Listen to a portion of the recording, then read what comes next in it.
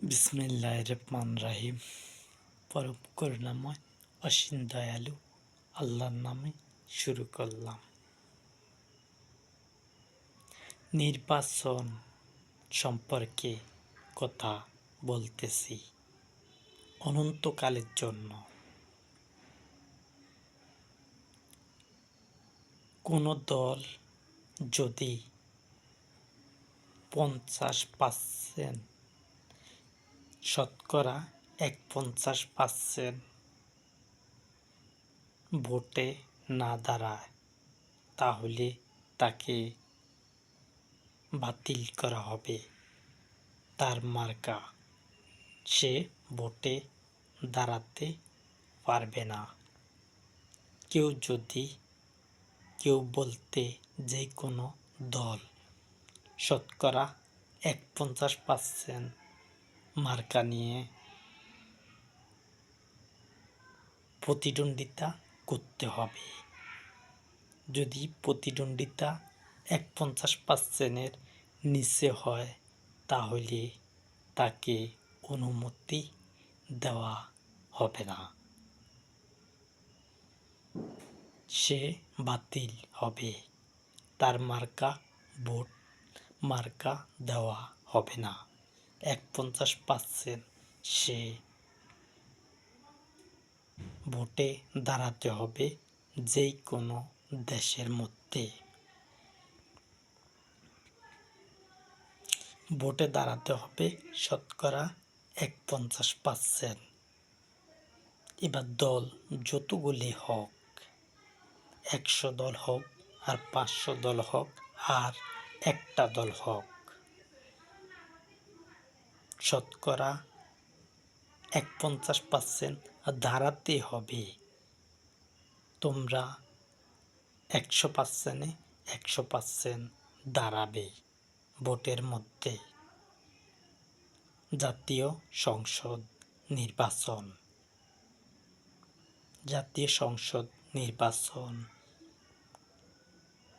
50% দাঁড়াতে হবে। যদি না দাঁড়াও, তাহলে নির্বাচন কমিশনার তাদেরকে বাতিল করবে। আমার ডিসিশন বাতিল করবে। 50% না হইলে তাদের মার্কা বাদ করে দেওয়া হবে, ভোটে দাঁড়াতে পারবে না। স্বতন্ত্র থেকে কোনো মানুষ নির্বাচন করতে পারবে না।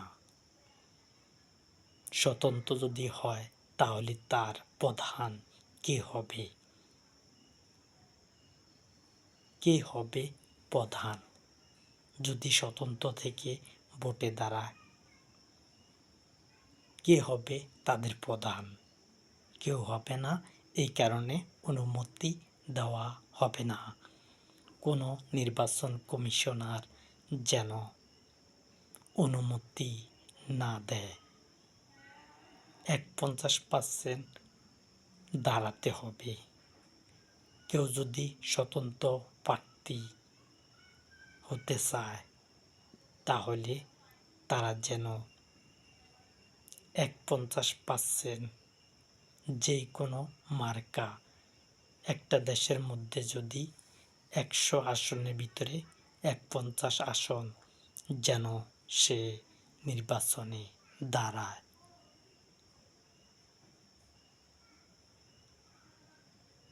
কিন্তু স্বতন্ত্র হবে না। এর কম হলে কোনো মার্কাকে অনুমতি দেওয়া যাবে না।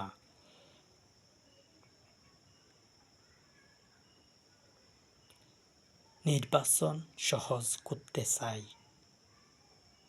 আমার দল যখন টিভি সেন্টার হবে, তারপরে এগুলো কার্যক্রম হবে।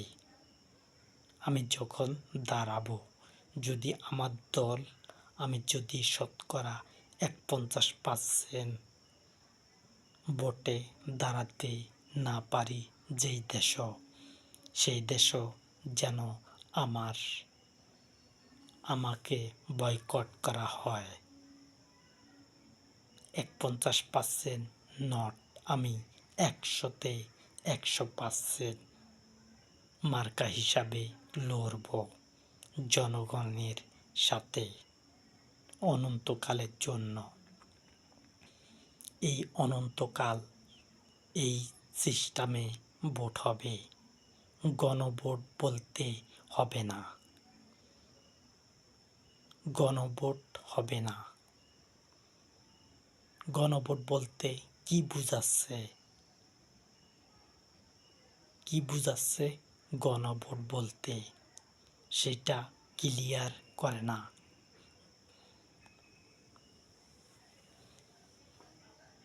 গণভোট যদি ব্যালট পেপারের মাধ্যমে ভোট হয় তবুও 50% দাঁড়াতে পারবে।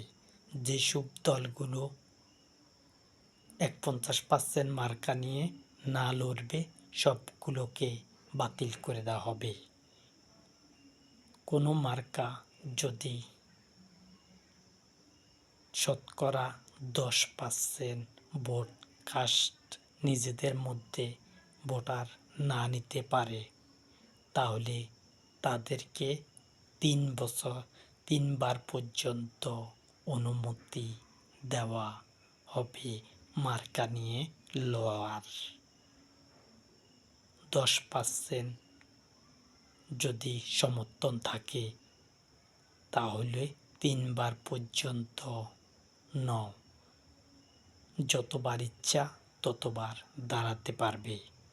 10%-এর নিচে হলে বাতিল হবে, 3বারের পরে তার মার্কা বাতিল হয়ে যাবে, তার মার্কা বাতিল হয়ে যাবে। 3বার পর্যন্ত অনুমতি দিয়েছি। আমার কথা স্পষ্টভাবে তোমরা শুনবে এবং বুঝবে।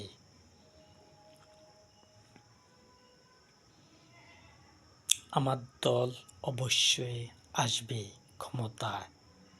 আমার দল, আমার বন্ধুরা এখনো পর্যন্ত তারা শুনতে পায় না। এই পৃথিবীর আমার বন্ধুরা তারা আমার কথা শুনতে পায় না।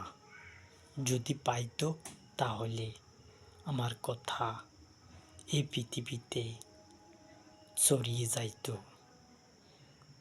আমার কথা অবশ্যই ছড়িয়ে পড়বে গোটা অঞ্চল সে অঞ্চল।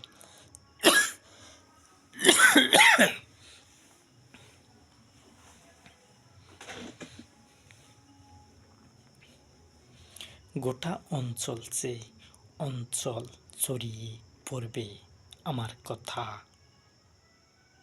মুহূর্তের মধ্যে এই পৃথিবীতে ছড়িয়ে পড়বে। যেদিন উঠবে তার 15 দিনের ভিতরে আমার কথা এই পৃথিবীর সকল দেশে পৌঁছবে। সকল দেশে আমার কথাগুলো পৌঁছে যাবে। যে কথাগুলো আমি রেকর্ড করেছি সেগুলো পৌঁছে যাবে। আর মিডিয়া যেন আমার কথা জানতে পারে। আমি মিডিয়াকে উদ্দেশ্য করে কথা বলছি যেন তারা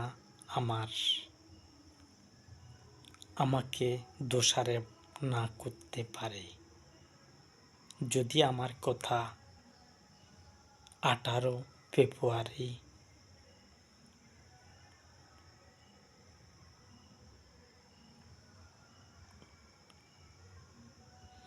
জানুয়ারির 18 তারিখ পর্যন্ত যেন আমার কথা টিভি সেন্টারে উঠায় বাংলাদেশের মধ্যে। যদি না উঠায় তাহলে আমার ওয়াদা আমি ভঙ্গ করব না। আমার ওয়াদা আমি ভঙ্গ করব না। যদি জানুয়ারি মাসের 18 তারিখের আগে যদি আমার কথা না ওঠে টিভির মধ্যে। তাহলে কিন্তু যদি না ওঠে আমার ওয়াদা আমি ভঙ্গ করব না এবং চ্যানেলগুলো অফ হবে। আর এই পৃথিবীর মধ্যে এপ্রিল মাসের 18 তারিখ 2026 সাল 2026 সালের 18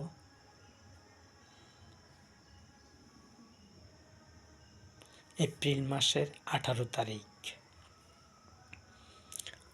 তারিখে যেন আমার কথা এই পৃথিবীর সকল চ্যানেল যেটাতে উঠায় একটাতে উঠলে চলবে, আমি আর অফ করব না।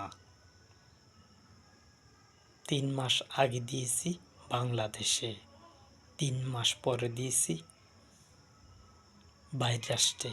আমি 6 মাস আগ থেকে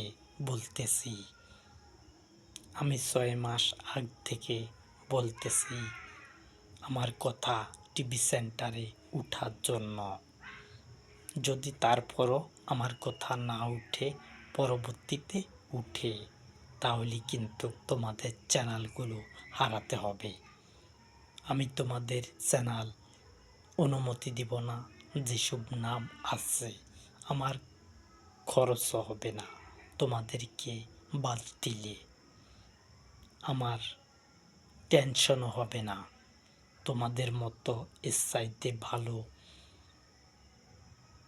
মিডিয়া হাজির করব, তোমাদের চাইতে আরো সত্য কথা বলবে, মিথ্যা কথা বলবে না। আমি চাই মিডিয়া যেন সত্য কথা চালায়, মিথ্যা কথা যেন না চালায়। যদি মিথ্যা কথা চালায় তাহলে তাদের চ্যানেল অফ হবে কি হবে না সেই সম্পর্কে কথা বলবে আমার প্রধানমন্ত্রীগণ। আর আমার প্রধানমন্ত্রীরা কোনো চ্যানেল অফ করুক সেটা আমি চাইব না। আমি আমার প্রধানমন্ত্রীদেরকে বলছি, তোমরা এমন কথা বলবে, রাইট কথা বলবে, অনরাইট কথা বলবে না। আমার বন্ধুদেরকে বলতেছি, তোমরা অনরাইট কথা বলবে না, রাইট কথা বলবে, যেন ইসলাম ক্ষমতায় আসে।